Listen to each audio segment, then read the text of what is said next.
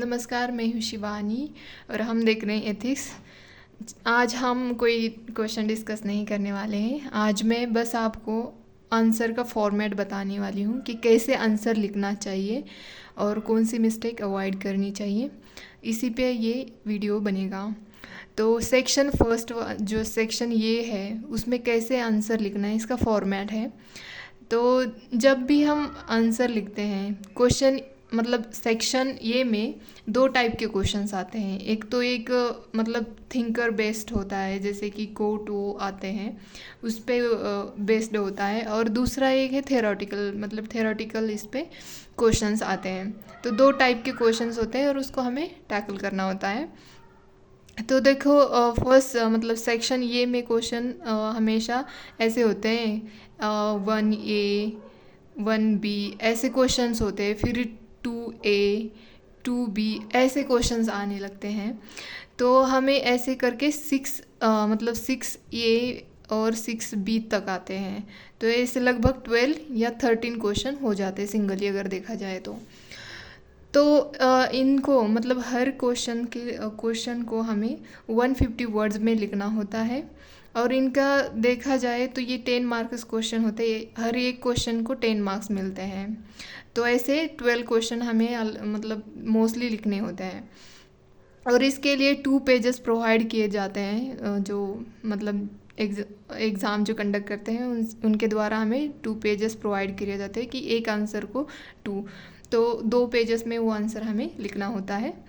और यहाँ पे लिखा है मैंने कि मतलब अगर वेटेज देखा जाए मतलब कितने मिनट देना चाहिए एक क्वेश्चन के लिए, तो एक क्वेश्चन के लिए मैक्सिमम 7 मिनट तो देने ही चाहिए। लेकिन मैं कहती हूँ कि अगर आप प्रैक्टिस करें ना तो 4 क्वेश्चन जो होते हैं 4 क्वेश्चन 30 मिनट में लिखने की कोशिश करें। मतलब इतना टाइम मैनेजमेंट करना ही पड़ेगा आपको कि अगर इतने टाइम में अगर आप 4 क्वेश्चन लिख नहीं पा रहे हो तो आपको प्रैक्टिस की बहुत ज़रूरत है। आप देख सकते हो, आप प्रैक्टिस कर रहे हो तो आपको पता चल जाएगा कि आप मतलब इतने मतलब एक क्वेश्चन 7 मिनट या 6 मिनट में लिख पा रहे हैं क्या। अगर आप टाइम लगा के लिखेंगे तो ही आपको पता चलेगा। और ये मोस्टली थेरोटिकल क्वेश्चंस होते हैं। इसमें जो सेक्शन ये वाला पार्ट है उसमें मोस्टली थेरोटिकल क्वेश्चंस होते हैं, या तो कोट आते हैं इसमें या तो डायरेक्टली जो सिलेबस दिया है उसमें से क्वेश्चंस आ जाता है। तो कैसे आंसर लिखना चाहिए, मतलब इसका स्ट्रक्चर कैसे होना चाहिए। हमें ये पता है कि इंट्रोडक्शन होना चाहिए, बॉडी होनी चाहिए, कंक्लूजन होना चाहिए, बट उसमें लिखना कैसा है, मतलब एक्चुअल में लिखना कैसे है। तो इंट्रोडक्शन हम डेफिनेशन से स्टार्ट कर सकते हैं या किसी कोटेशन से भी स्टार्ट कर सकते हैं। अगर स्टैटिक्स वाला मतलब थेरोटिकल वाला क्वेश्चन है डायरेक्ट, अगर ऐसे पूछता है कि emotional intelligence, what is emotional intelligence, आप डेफिनेशन से स्टार्ट करते हो। लेकिन अगर कोई कोट हो या कुछ और पूछा गया है इंटीग्रिटी और इसके बेस्ड, आप वहाँ पे मतलब किसी और दूसरे का कोट लिख के आप वो इंट्रोडक्शन स्टार्ट कर सकते हो। कीवर्ड्स भी मेंशन करनी है, जो क्वेश्चन में कीवर्ड्स दिए होते हैं कि इंटीग्रिटी, अकाउंटेबिलिटी, कभी कभी ऐसे पूछते हैं ना what is mean by accountability और ये सब, तब तब उसको वो कीवर्ड्स और टर्म्स को हमें डायरेक्टली यूज़ करना होता है।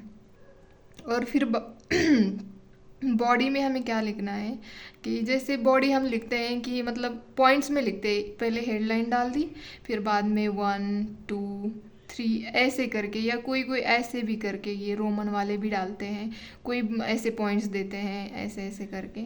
तो आप मतलब अपने हिसाब से करें, ये ऐसे पॉइंट्स में लिख सकते हो। जो जबकि अगर क्वेश्चन ऐसे होते what is probity and what is intellectual property rights और ये सब अगर ऐसे पूछे जाते हैं, तब आप ऐसे पॉइंट्स में वो क्वेश्चन आप ऐसे पॉइंट्स में लिख सकते हैं।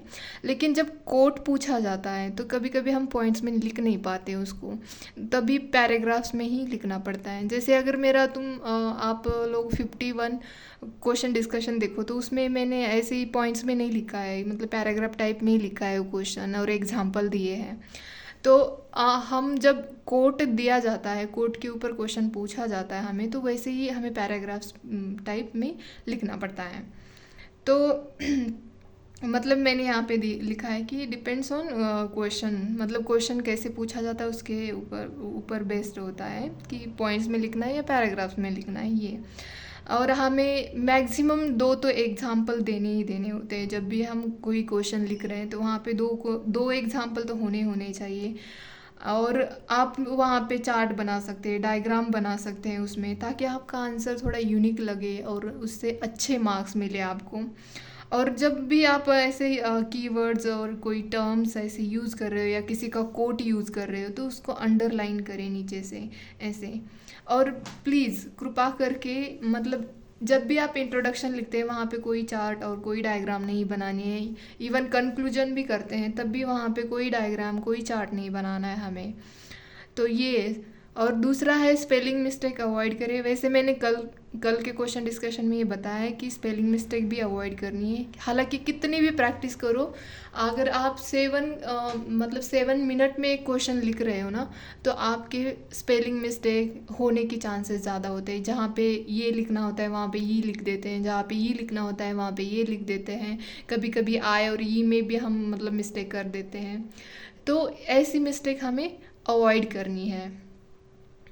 और आपका जो आंसर है वो मतलब ऐसी लैंग्वेज में लिखना है कि जो दूसरे को समझ में आए। इतना मतलब ऐसे नहीं कि आपका इंग्लिश मीडियम है और बहुत अच्छे से आपकी इंग्लिश है तो कोई ऐसे फाड़ू वाले मतलब आप वोकैबलरी यूज़ कर रहे हो तो इसका कोई मतलब नहीं रहेगा। समझ में तो आना चाहिए सामने वाले को। तो सिंपल लैंग्वेज में लिखे। मैं कहती हूँ कि एनसीईआरटी वाली जो लैंग्वेज है उसका यूज़ करें, क्योंकि वो ना ही ज़्यादा ओवर है ना ही कम है। मतलब वो बहुत ही अच्छी लैंग्वेज है एनसीईआरटी वाली, उसको आप वैसे ही अपनी लैंग्वेज बनाने की कोशिश करें। देखो आप एग्जाम्पल कितने दे रहे हो, डायग्राम कितने बना रहे हो, अगर वो मीनिंगलेस है, मतलब उसका मीनिंग क्वेश्चन से रिलेट नहीं कर रहा है तो कोई मतलब नहीं होता। तो जितना भी आता है रेलेवेंट लिखे क्वेश्चन से। मतलब लिख दिया ऐसे नाम नाम के लिए लिख दिया ऐसे मत किया करो। कुछ भी लिख दिया, क्वेश्चन कुछ और पूछा गया, आप आंसर कुछ और लिख रहे हो, ऐसे मत करना। काफ़ी लोग ऐसे करते हैं।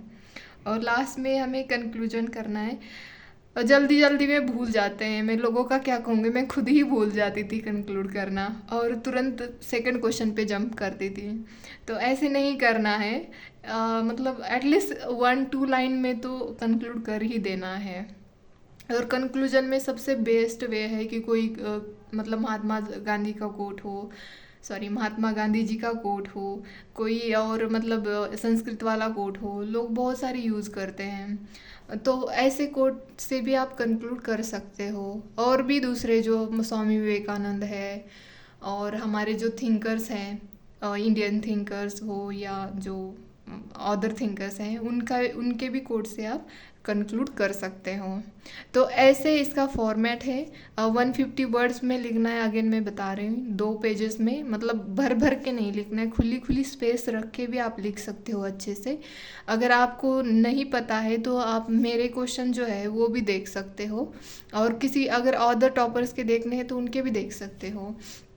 ताकि आपका अगर एक बार स्ट्रक्चर बन गया ना तो आपका जो कंटेंट है वो आप अच्छे से बेहतर बना सकते हो। अगर आपको फॉर्मेट ही नहीं है कि कैसे लिखना है तो उसमें नहीं गलती करना चाहिए। कैसे लिखना है ये पता होना बहुत ज़रूरी है।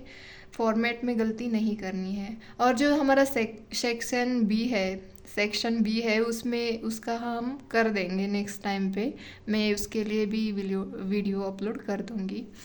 तो आज तो मुझे पता नहीं आजकल क्या हो रहा है, मैं स्टम्बल हो रही हूँ प्रोनाउंस करने में। कोई बात नहीं, मैं इम्प्रूव कर दूँगी इसके ऊपर। तो चलो ये आज का सेक्शन ये का आंसर फॉर्मेट मैंने बताया है कि उम्मीद है ये आपको समझ में आए, आपके लिए हेल्पफुल रहे। तो अगर आपको लगता है ये अच्छा है तो प्लीज़ लाइक शेयर सब्सक्राइब कर दें। और आपकी कोई भी प्रॉब्लम हो रिलेटेड यूपीएससी प्रिपरेशन तो आप मुझे कमेंट बॉक्स में बता सकते हैं। धन्यवाद।